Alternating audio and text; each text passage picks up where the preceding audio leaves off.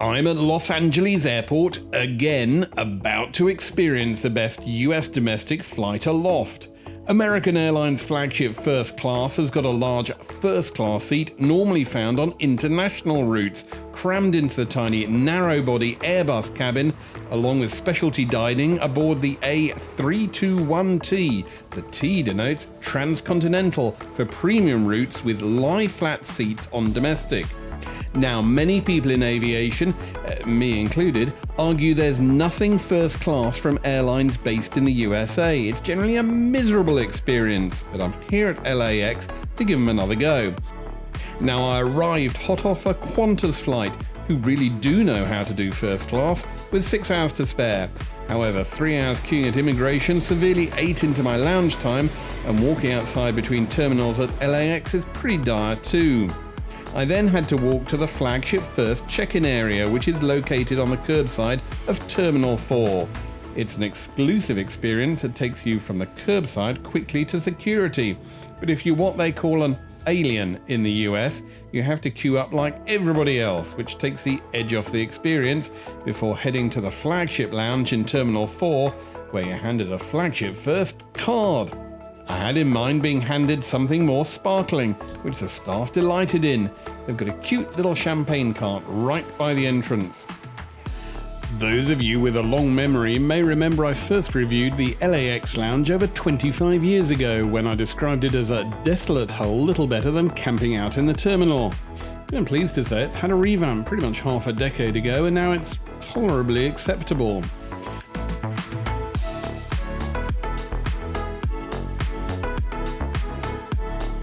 Unusually for an American airline, a first-class Transcontinental ticket includes access to the Los Angeles Flagship Lounge, and that includes a superb flagship first dining. Or so I thought. It's still in the same room as the old lounge was, with the same chairs you'd find in a motorway service station. But the American Airlines Flagship Lounge is actually okay. I've been in here before when it's been packed, and in the evening you can actually get a seat and you can watch the sun lower as your aircraft turns up at the gate. Now, one of my peculiar little foibles is always to check out the bar in the lounge, and American didn't disappoint, unlike usually. Instead, it's brilliant.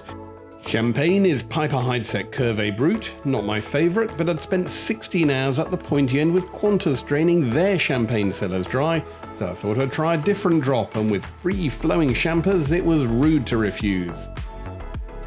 There are also 4 different whites and 4 reds to boot, and then I found the mix-your-own cocktail counter with tequila. What could possibly go wrong? The main American Airlines lounge has 1,300 square yards of space, or 1,100 square meters if you prefer it in new money. It's got showers, quiet rooms, a hot and cold buffet, and a chef action station, whatever that is when it's at home. But with a real first-class ticket, I could walk around to the excellent flagship first dining room with at-seat waiter service and a la carte experience. But what they don't do is actually stay open in the evening when you want dinner.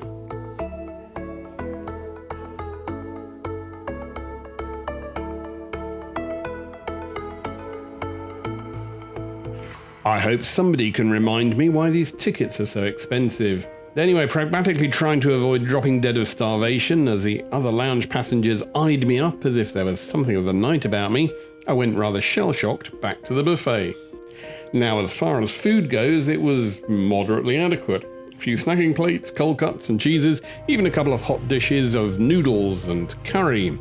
Now, don't get me wrong, compared to normal American lounge food, it's brilliant, but I had high hopes of a decent steak and a pint of Krug, so it was rather like pemmican served up by Captain Flint on his way to Wildcat Island. Yeah, it kind of looks okay, but I tried it and then decided, since I had a couple of hours left, it was time to carry on a lounge crawl, and in search of, well, anything entertaining, I nipped over to the Admirals Club next door. It does actually have an okay bar where you can sit and do that most novel of things in a post-COVID world, sit and talk to people. But the atmosphere was nearly as inspiring as the food. It was pretty much as edible as a lump of coal. Remember that some people pay over $600 a year for a membership card to enjoy this. But I had a trump card up my sleeve. You see, LAX has now opened up an interconnector to T-bit from the American Airlines terminal. If you know what you're doing, you can pop over to T-bit, which is the international terminal, and you don't need to go through security if you take the small, rather hidden stairs behind the security checkpoint. Furthermore, a first-class ticket will get you entrance to the Qantas First Lounge. Now, the Qantas LAX Lounge is the best lounge in LAX, and it beats me why more passengers on American don't pop in here. There's an 80-seat restaurant with bar and a theatre-style kitchen, plus a la carte dining options from Neil Perry, him of the Sydney Rockpool restaurant fame. The lounge itself was the first lounge designed by Mark Newson, and it's got an updated, very contemporary look. It's light, bright and welcoming. The Qantas First Class Lounge includes a very local influence with Newson-selected Californian knoll furniture, walls made of American oak, and a lovely atmosphere.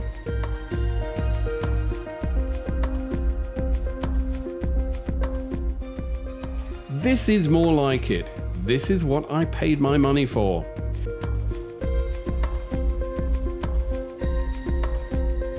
A couple of cocktails later and I'd almost forgiven American, and just to complete the set of 4 bars in 3 hours at 4 lounges, I nipped into the One World British Airways business class lounge next door too, just to enjoy a final glass of champagne at Los Angeles. It's got a uniquely LA look reflecting a contemporary design and Californian culture, with the feel and food offering reflecting this location. Lounge designers Wood Begot worked alongside the brief, creating a mid-century American-designed furniture and warm wood-styled lounge. A vital part of this is the internal circular fireplace, which is a very sociable place for those slumming it back in business class. There's a balcony with good relaxing chairs, a lot of space and recliner seats, plus long dining tables and a great dining area with self-serve food counters. But what I'd come here for was the selection of One World wines and a wine list that apparently reflects the One World airlines that operate out of LAX. Unfortunately, the clock was ticking and I had a hike back to the American terminal for what, after all, was becoming the main point of the trip, not spending hours at an airport and actually trying to get first class in a cabin across the continent. As soon as I entered, it was clear this was a domestic cabin like no other. The flagship first class seats on the A321T are arranged in 5 rows in a 1-1 configuration, 21 inches wide and going flat to a bed 6 feet 10.5 inches long. That should be enough. Really is incredible to see how fully sized first class seats have been squeezed into a narrow body aircraft. Had a look at business in the middle cabin, which was a much more conventional 2-2 layout. Anyway, I settled back in my Zodiac reverse herringbone seat, and as soon as I sat down, I was offered a hot towel and a welcome glass of Silvergate Vineyard Chardonnay. Spot the quality, even came in a glass tumbler. Next to my seat was a reading light, seat controls, USB port, headphone jack, and in-flight entertainment remote. Headphones, meanwhile, are top-notch and handed out as soon as you sit down. They're Bang & Olufsen noise-cancelling headphones with a solid, chunky feel.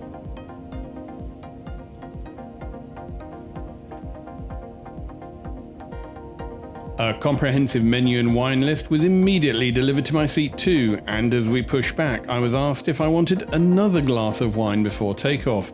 I went for the champagne, in a plastic glass this time. After all, we were in a moving aircraft. I was surprised that a good amenity kit was handed out to all the passengers in first class too, with hand and body lotion, lip balm, toothbrush and paste. There was a plastic wrapped bedding set waiting for me at my seat. American Airlines partners with sleep tech company Casper, which is known for its very comfortable duvets. Also received a pillow and even a thin mattress pad. That's pretty rare for domestic.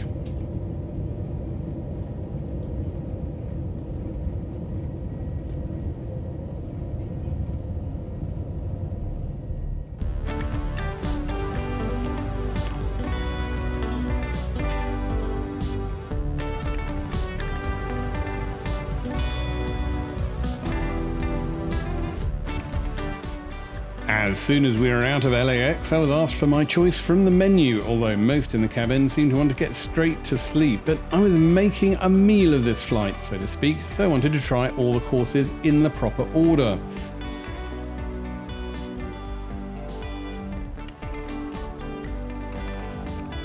The options for main courses were beef bolognese, braised chicken calatori, a grain and green bowl, or grilled vegetable terrine. As soon as I put them in my order, I settled down to watch the in-flight entertainment. There's a chunky 15-inch TV screen with a crisp, high definition. It pops out from the seat back and the remote's very good, but goodness, it was slow. Plenty of content, and I was surprised that you could order drinks and spirits from the screen, although there are only a few people in the first class cabin, so in-flight service wasn't really an issue.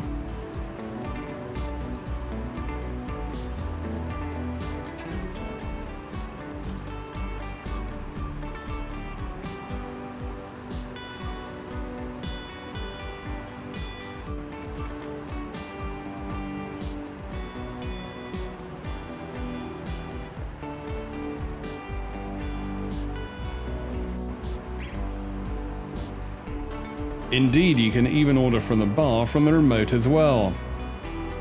Now the seat is pretty comfy and it's got a retractable armrest that's located on the edge of your seat. To get more wiggle room in bed mode, you can actually push it all the way down.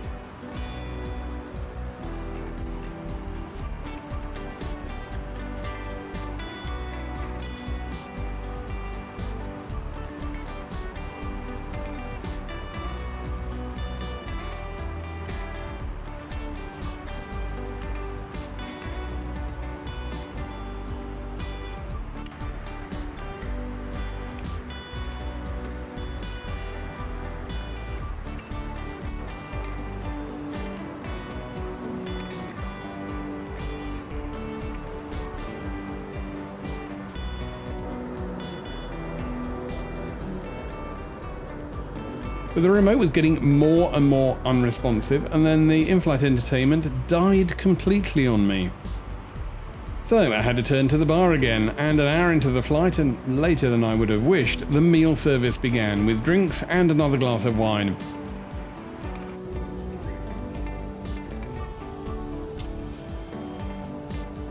This time I selected the Vivolo di Sancio Pinot Grigio. Service was top-notch. With the wine came a dish of olives, and it was also served with warm nuts, which contained the usual cashews, almonds and walnuts, plus a decided idiosyncrasy, pistachios. Now there's a huge tray table for the main meal service, the same one as you get on international flights.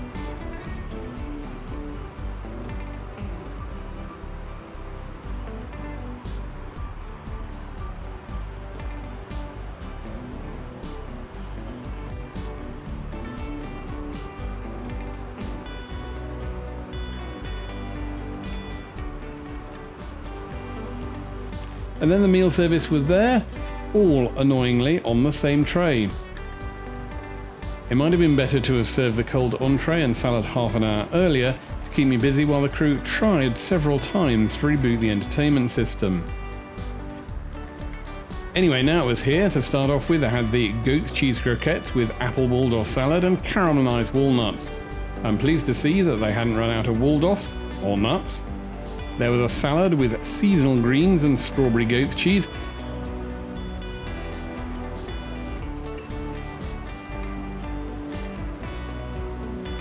Decent hot rolls. Now the braised chicken calatori, which really was rather good. There's full metal cutlery too, and for once enough forks so you don't have to reuse them in each dish. Now, American Airlines is in the habit of making up special ice creams for you, and I wasn't going to turn this down with an ice cream sundae with hot fudge and butterscotch. It was delightful, even if it tasted like diabetes in a glass.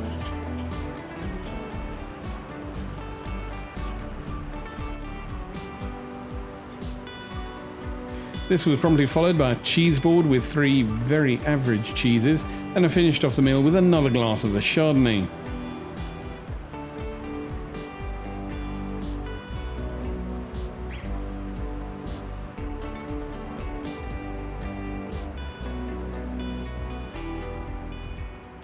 Since the in-flight entertainment system still really wasn't working very well, I tried the beer, the Goose Island, and that was superb.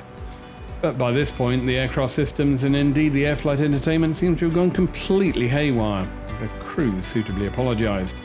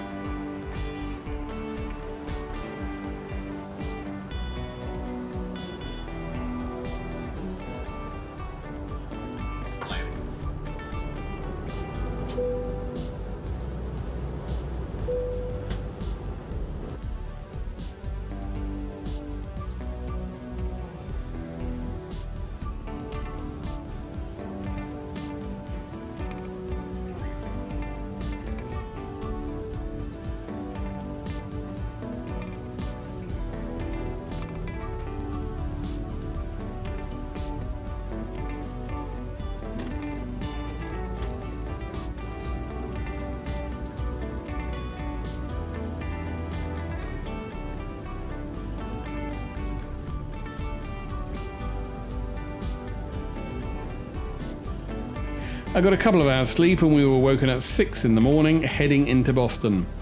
The bedding was absolutely marvellous. I slept very well and I didn't wake up for, well, the breakfast service because there wasn't any. There are a couple of passengers who had coffee, but for me, just a water and mint.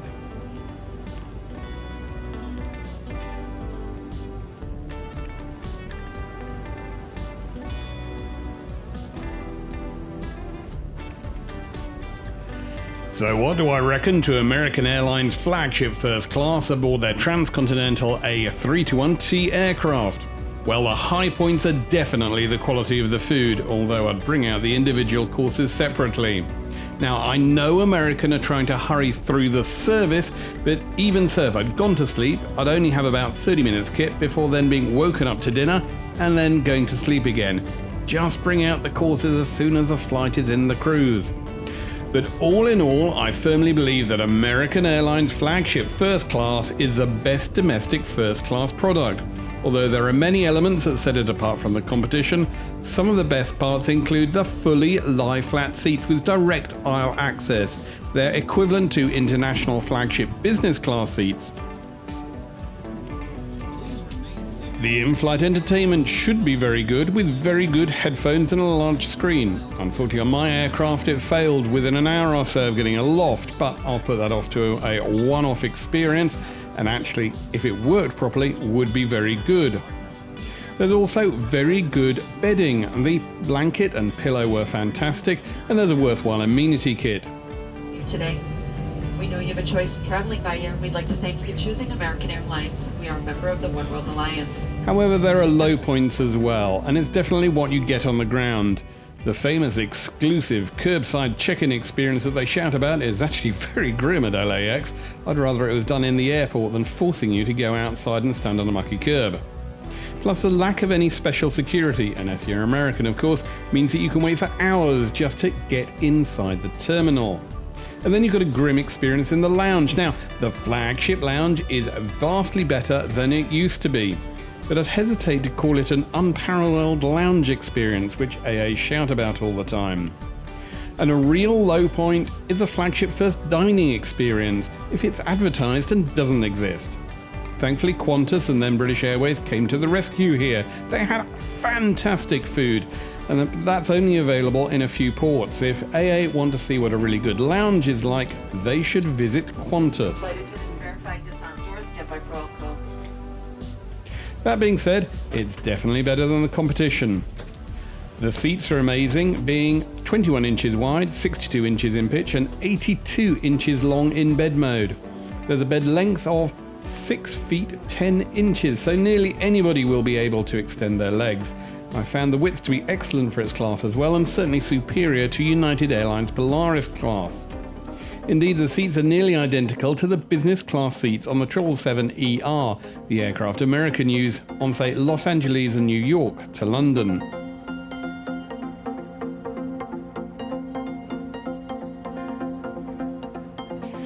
I can see why breakfast isn't served. The Admirals Club in Boston opens almost as soon as we landed, and I could grab some breakfast there. It's no flagship lounge, but the American Airlines Admiral Club at Boston Logan Airport features the latest interior design. There's a contemporary, bright and yet slightly chilly and anemic sort of atmosphere, if you can call it that, in the club.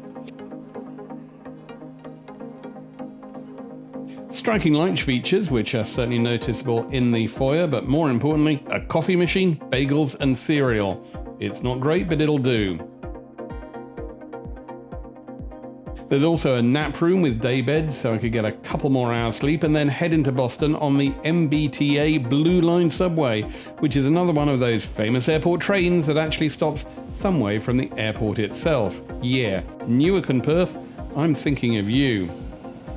Coming back to American Airlines First Class to be able to fly on the only airline that operates a 3-cabin aeroplane between Los Angeles and Boston was a blessing, and I contend that the American Airlines Flagship First Class experience is the best you can get domestically.